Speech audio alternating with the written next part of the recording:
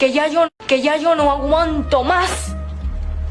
Y tú lo único que haces es hablar de ti, y de Fidel, y de más sacrificio. Pareces una jodida grabadora, coño. Ven acá, ¿acaso tú te piensas que tu amiguito Fidel Castro tiene una libreta de abastecimiento? ¿O que hace cola? Pues déjame decirte una cosa. Es muy difícil tener ideales con el estómago vacío.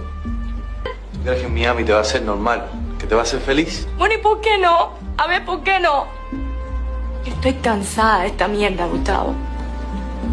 Estoy cansada de que lo único que veo delante de mí es una larga cola. Es una larga cola para todo, viejo. Hasta para venir a acostarme aquí contigo tengo que hacer cola. Por eso las cosas están como están en este país. Porque todo el mundo se va. Nadie hace nada.